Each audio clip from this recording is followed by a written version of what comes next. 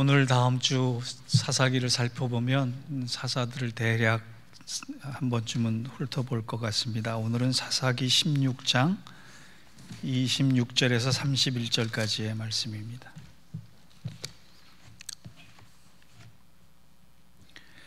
한 절씩 교독하겠습니다.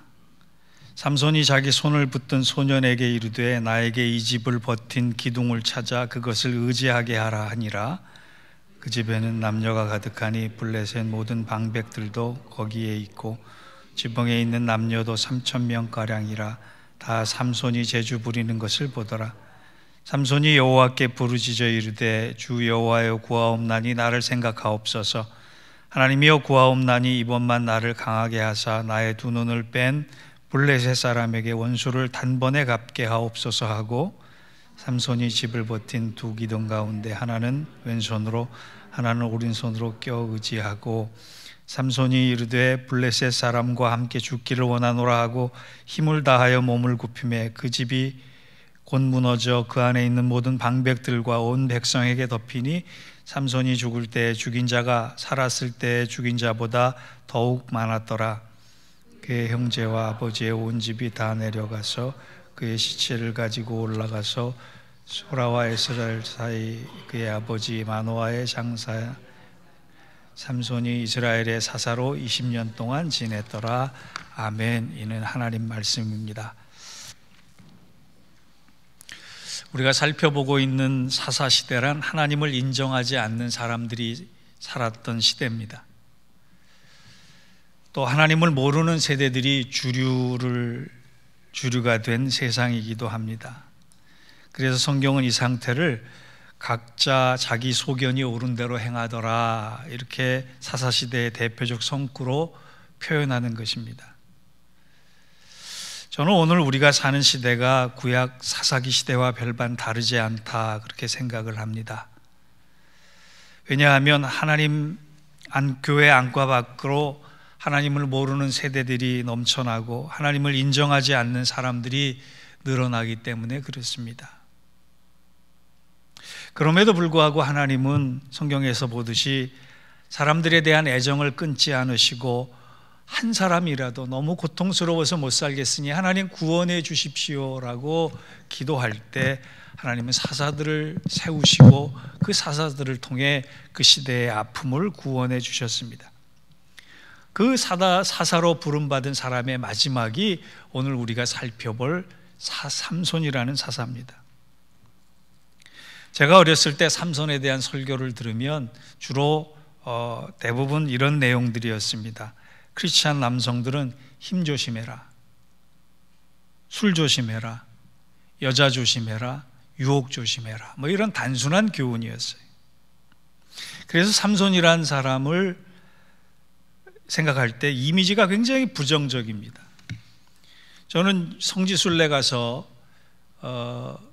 그 찰진 한국말로 목사님, 사모님, 장로님, 권사님, 집사님, 신부님, 자매님 빨리빨리 $1 뭐 해서 이렇게 기념품 파는 무슬림 사람들 중에 한 사람, 이름이 샘손이었는데요, 그 사람을 제외하고는 삼손이라는 이름을 가진 사람을 만나본 적이 없어요.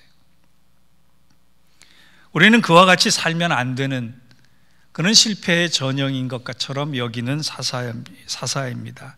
그렇다면 성경은 삼손에 대해서 뭐라고 언급하고 있는가? 우선 그의 이름은 삼손, 써니 보입니다. 태양 같은 사람입니다. 블레셋의 대항에서 20년 넘게 사역한 이스라엘의 12대 사사이자 마지막 사사라고 얘기할 수 있습니다. 물론 마지막 사사가 사무엘까지 포함을 하면 13대까지 갈 수도 있지만 대략 12명의 사사를 얘기할 때는 삼손이 마지막입니다. 그는 태어나기 전부터 나자르 사람, 즉 나실인이라고 구별받았고 힘이 천하장사였던 사람이었습니다. 그는 구약에서 특별히 대선지자도 못 이뤘던 성령을 3번이나 받았던 사람이에요. 잠이 많았고 외로움을 많이 탔고, 그래서 그 외로움을 이기려고 여자를 주위에서 두려고 했던, 인생의 원동력이 여자였던 사람이었습니다. 삼손이란 이름을 가진 가진 사람을 만나기가 어렵듯이 여러분 들릴라라고 하는 이름을 가진 사람 만나기 어렵잖아요. 이름의 뜻이 별로 안 좋습니다. 깊은 어둠이란 뜻입니다. 이 들릴라에게 유혹당해서 머리카락이 잘리고 두 눈이 뽑히는 그런 불행을 당한 사람이기도 합니다. 그리고 12명의 사사 중에 처음으로 패배한 사람이에요. 11명의 사사들은 다 승리했어요, 전쟁에서. 그런데 유독 삼손만 패배를 기록했던 사람입니다. 11명의 사사를 전체 스토리로 합쳐서 봤던 장수보다 훨씬 많은 분량이 이 삼손 한 사람에 대해서 기록했던 그런 할 말 많은, 또 성경이 많은 이야기를 하고 있는 사람입니다. 마지막으로 이 사람은 어떤 사람이냐? 일생에 딱 2번 기도했던 사람이에요. 그럼에도 불구하고 히브리서 11장 믿음의 장에는 그의 이름이 당당히 올라간, 어떻게 보면 잘 이해가 안 되는 사람이기도 합니다. 저는 개인적으로 삼손이 평생 다듬어지지 않았던 사람이라고 생각을 합니다. 그런데 딱 한 번 죽기 전에 다듬어진 사람이에요. 그는 하나님이 아니라 하나님 외에 다른 것을 사랑하면 마음이 아니라 영혼까지도 빼앗김을 보여줬던 사람이에요. 그는 신앙을 가지고 있지만 신앙의 거듭남을 체험하지 못했던 사람이기 때문에 영적인 분별력이 없었습니다. 자기의 힘을 어디에 사용할지도 몰랐고 자기의 자랑이 어디에 있어야 할지도 몰라서 그는 고작 여자한테 분풀이 하느라고 블레셋 사람 1000명을 죽인 다음에 그 자랑을, 내가 1000명을 죽였다라고 자랑스러워하는 모습을 보면 한심하기까지 합니다. 그런데요, 여러분, 삼손의 얘기가 먼 얘기가 아니에요.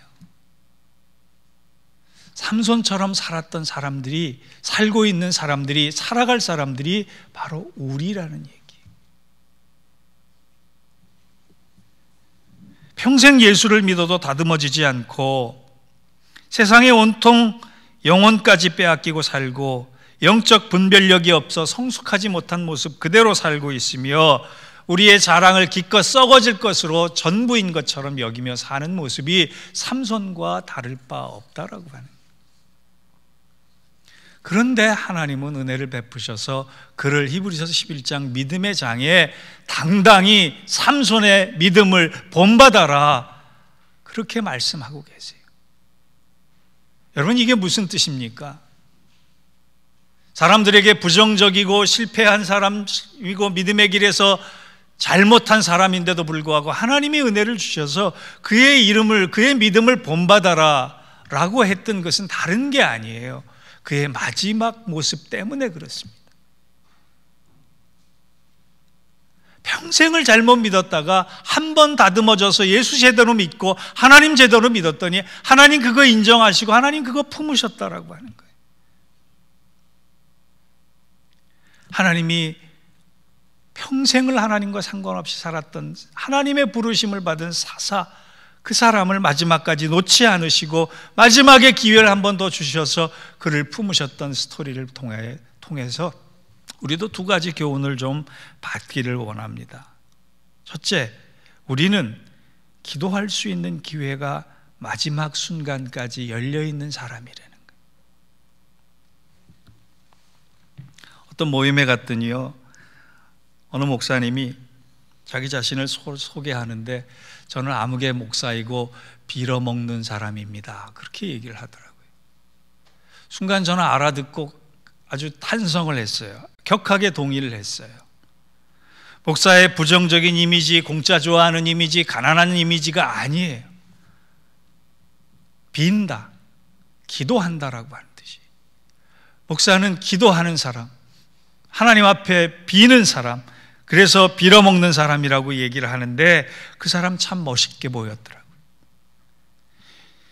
여러분, 목사는 먼저 기도의 사람이 되어야 한다고 여러분들은 생각하시고 저도 그렇게 생각합니다. 그런데 그것은 목사에게만 해당되는 얘기가 아니라 우리 모두 어찌 보면 빌어먹는 사람일 수 있다는 거예요. 왜 이런 말씀을 드리느냐? 사사기 21장, 총 21장 가운데 13, 14, 15, 16 이 4장이 삼손의 얘기인데 이 방대한 스토리에 삼손이 기도했다는 기록이 딱 2번 나와요. 처음 기도는 15장에 나귀 턱뼈로 블레셋 사람 숨을 순식간에 1000명을 죽이고 1000명을 죽였으니 얼마나 힘을 썼겠어요. 목이 마르니까 하나님 물 좀 주세요라고 기도했을 때 하나님이 물을 주셔서 그것을 부르짖는 샘, 부르짖는 자의 샘, 그래서 엔핫고레라고 하는 명칭이 등장하는 그 장면이 그가 처음으로 기도한 사람이에요. 두 번째로 기도했을 때가 오늘 우리가 본문에서 읽은 대로 머리카락이 잘리고 두 눈 뽑혀서 원수나라 블레셋의 포로 신세가 된 다음에 죽기 직전에 바로 드렸던 기도입니다. 그것이 28절입니다. 28절 한번 같이 보겠습니다. 같이 읽어볼까요? 시작. 삼손이 여호와께 부르짖어 이르되 주 여호와여 구하옵나니 나를 생각하옵소서.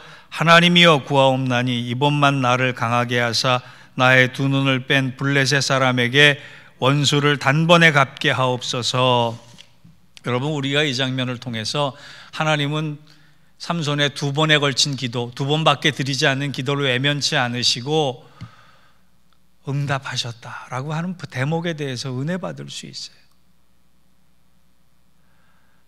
두 번밖에 안 했는데, 그것도 사사가, 그것도 나실인이, 그것도 구별된 자가, 선택받은 사람이, 평생 기도해도 모자랄 사람이 두 번밖에 기도하지 않았는데 하나님 그 야단 안 치시고 그것을 응답해 주셨다라고 하는 대목에 은혜 받을 수 있어요. 그런데 그거보다 더 중요한 것은 삼손이 여호와께 부르짖어 이르되 주 여호와여 구하옵나니, 이 얘기가 뭐냐 하면 그는 평생을 살면서 자기 힘이 자기에게서 오는 줄 알았어요. 자기 힘만 있으면 이스라엘 백성이 아니라 블레셋으로부터 모든 것을 구원할 수 있으리라고 생각했어요. 그런데 그가 실패하고 좌절하고 낙심하는 처참한 비참한 지경에 이르러서 깨달은 게 있어요. 아, 내 힘이 내 힘으로 나에게서 오는 것이 아니라 하나님께로부터 오는구나. 그래서 내가 그 힘을 다시 달라고 누구에게 구해야 되느냐? 내가 아무리 용을 써도 안 되는 일에 대해서, 내가 아무리 노력해도 안 되는 일에 대해서 하나님께 구해야겠다. 여러분, 들릴라와 블레셋 사람들이 삼손에게 집요하게 물어봤던 것이 있습니다. 너의 능력이 어디서 오느냐? 너의 능력이 어디서 오느냐? 너의 힘이 어디서 오느냐? 이거를 대답을 들으려고 그렇게 집요하게 물어봤잖아요. 삼손이 죽기 전에 깨달은 겁니다. 아, 내가 그토록 원했던 구원과 힘은 나에게서 오는 것이 아니라 하나님께로부터 오는 것이구나. 그걸 깨닫는 순간 그가 기도했어요. 여러분, 삼손이 그거 깨닫지 못했으면 마지막에 기도 없이 힘으로 한번 승부를 걸려고 했을 것 같아요. 그런데 그는 기도했어요. 하나님께 기도했어요. 하나님께 구했습니다. 그런데 하나님은요, 가장 흠이 많게 살아왔던, 가장 밑바닥까지 처져 있던, 가장 보잘것없는 모습으로 죽어야만 했던 그 기도를 들어서 응답하셨다는 거예요. 그래서 성경은 뭐라고 얘기합니까? 가장 밑바닥에서 드린 기도를 하나님께서 받으셔서 살아있을 때보다 더 큰 역사를 이루게 하셨다라고요.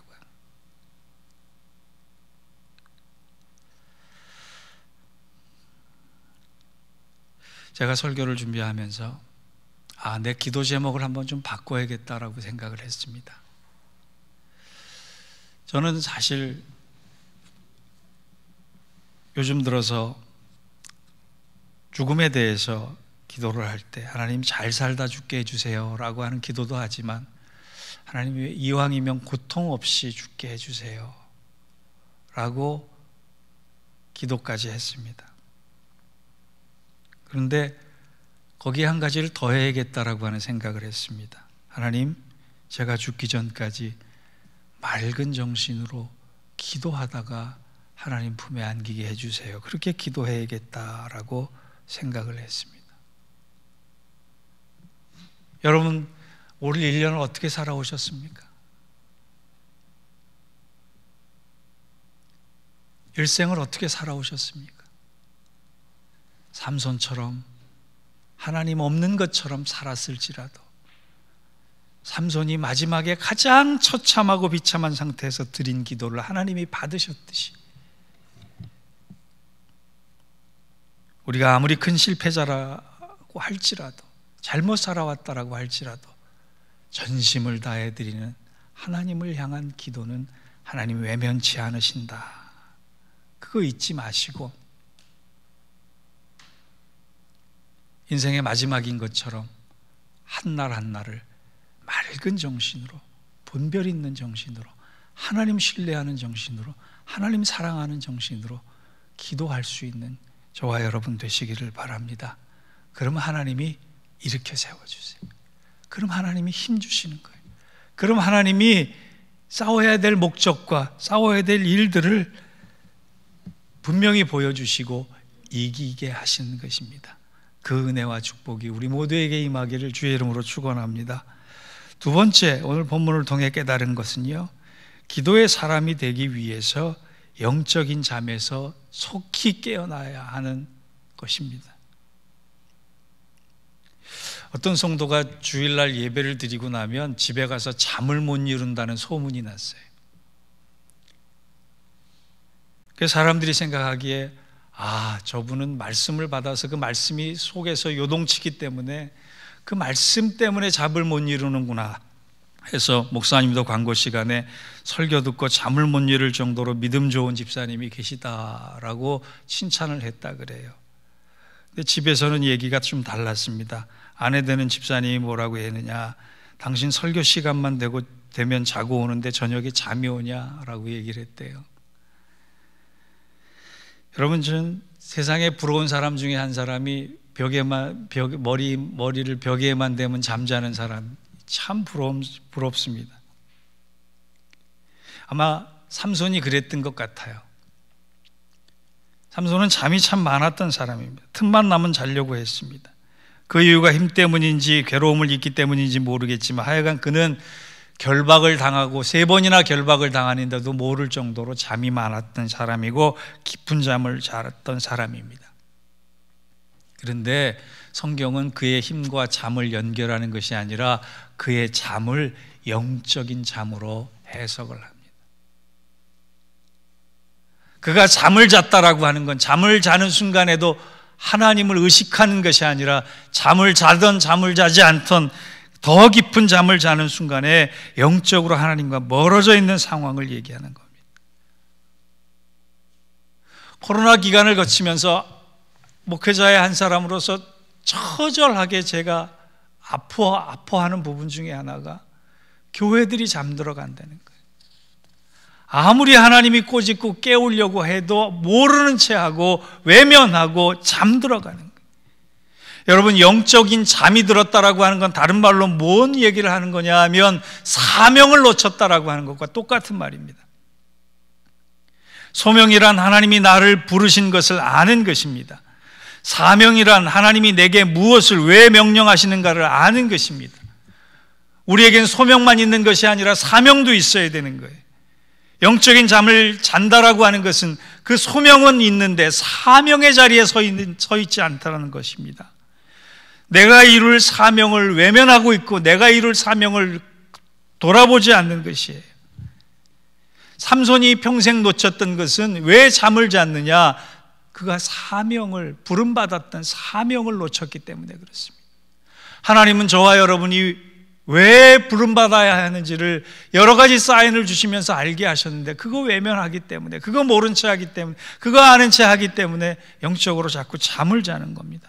그의 반면에 오늘 삼손과 비교해서 두 사람을 보십시오. 삼손은 4장이나 되는 긴 스토리를 가지고 있는 사람이지만 그의 얘기의 시작과 마지막에 등장하는 두 사람은 이름조차 없는 사람이었어요. 그런데도 그들은 영적으로 깨어있는 사람이었고 사명을 아는 사람이었습니다.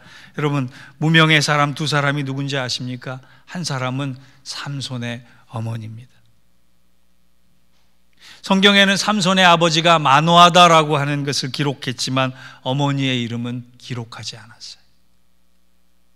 삼손에 이어서 바로 뒤에 나오는 사무엘은 어머니의 이름을 한나라고 분명히 기록했지만 삼손의 어머니는 이름이 나오지 않습니다. 그런데 이 여인이 아이가 없을 때 하나님께 기도했다라고 하는 사실은 명확히 밝히고 있어요. 삼손의 어머니는 자기의 부족한 부분을 사명으로 알고 기도했다라고 하는 거예요. 또 한 사람, 삼손의 스토리의 마지막에 나오는 사람이 있는데 무명의 사람입니다. 블레셋의 이름 없는 소년입니다. 삼손은 외로웠던 사람이라 그랬어요. 그 외로움을 이기기 위해서 여자만 찾아다녔는데 마지막에 죽기 전에 한 사람을 믿었는데 그 사람이 정확히 어떤 사람인지는 밝히고 있지 않지만 삼손의 손을 잡아주었던 소년이라 그랬어요. 26절에 보니까 삼손이 자기 손을 붙든 소년에게 이르되 나에게 이 집을 버틴 기둥을 찾아 그것을 의지하게 하라 하니라. 그런 말씀이 있어요.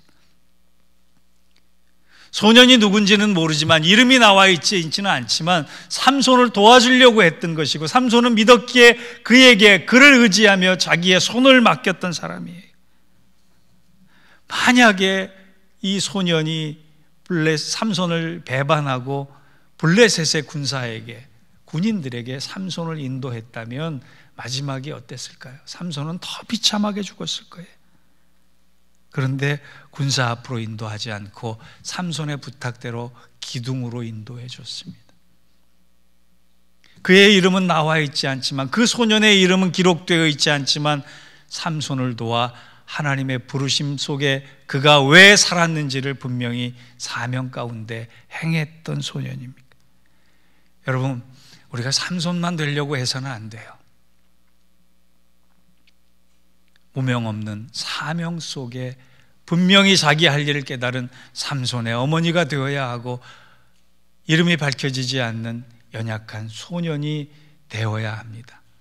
그러면 하나님이 우리를 붙들어서 사용하시는 거예요. 사명이 느껴지는 한 우리는 영적으로 잠을 잘 여유가 없는 사람이에요. 수고하고 애쓰는 것이 헛되지 않기 위해서 열심으로 하나님 나라를 섬기는 사람들이 되는 것입니다. 이제 결론을 맺습니다. 저는 오늘 대림절 셋째 주간을 보내면서 우리가 삼손의 이야기를 통해서도 예수 그리스도를 볼 수 있는 사람이 되기를 원합니다. 대림절을 지나는 의미가 뭡니까? 모든 말씀을 통해 그리스도를 바라볼 수 있는 우리 자신이 되어야 되지 않습니까? 구약의 모든 스토리는 신약의 예수 그리스도를 향해 있습니다. 저는 삼손의 이야기를 읽으면서 몇 가지를 이렇게 생각해 왔어요. 왜 삼손은 늘 외로웠을까? 왜 혼자였을까? 다른 사사들은요, 제일 적게 싸운 군사들이 기드온과 300용사예요.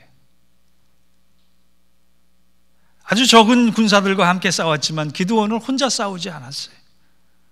그런데 삼손은 처음부터 끝까지 이스라엘 사람의 도움을 받지도 못하고 도움을 받지도 않고 혼자 싸웠습니다. 저는 그 혼자라고 하는 차원에서 예수님 생각이 났습니다. 십자가에서 홀로 죽으심으로 말미암아 우리를 죄에서 구원하시고 우리를 영원한 생명에 이르도록 만들어 주셨다라고 하는 모습이 보입니다. 또 드릴라가 은 1000개의 삼손을 팔지 않습니까? 은 30에 예수님이 팔려갔어요. 그런데 공교롭게도 그런 시각으로 묵상을 하다 보니까 삼손이 드릴라를 원망하지도 않고 저항하지도 않고 묵묵히 잡혀가는 모습이 떠올랐습니다. 예수님이 생각이 났습니다. 마지막으로 삼손이 신전에서 죽을 때 더 많은 적을 죽였다고 했지만 예수 그리스도께서 십자가의 죽으심으로 말미암아 단번에 우리의 모든 죄를 사해 주셨다라고 하는 위대한 죽음으로 삼손의 죽음이 곧 예수님의 죽음과 연결되는 모습을 생각했습니다. 여러분, 올해가 얼마 남지 않았습니다. 작은 사인에도 주를 떠올리실 수 있는 여러분 되시길 바랍니다. 허물 많고 죄 많은 우리여서 하나님 절대로 버리지 않는다라고 하는 복음의 이야기가 삼손의 스토리 가운데 있습니다. 신실하신 하나님, 능력의 하나님께서 실패로 가득 찬 인생의 마지막 기도를 외면치 않으신다라고 하는 그 사랑이 오늘 스토리 가운데 있습니다. 깨어 있으면서 기도하면서 우리의 사명을 다합시다. 그러면 삼손처럼 살아있을 때보다 마지막 순간에 더 많은 일들을 이루고 하나님 앞에 갈 수 있는 저와 여러분 될 것입니다. 그 은혜와 축복을 다 같이 누릴 수 있는 이 귀한 대림절기를 보내실 수 있기를 주의 이름으로 축원합니다. 기도하겠습니다. 하나님, 삼손을 일으켜 세우셨듯이 우리를 일으켜 세워주시고 우리의 기도를 들어주시고 우리의 간절함 속에 깨어서 사명 완수하여 하나님 기뻐하시는 삶을 잘 살아드릴 수 있는 믿음의 가족들 되게 하여 주옵소서. 예수님의 이름으로 기도하옵나이다. 아멘.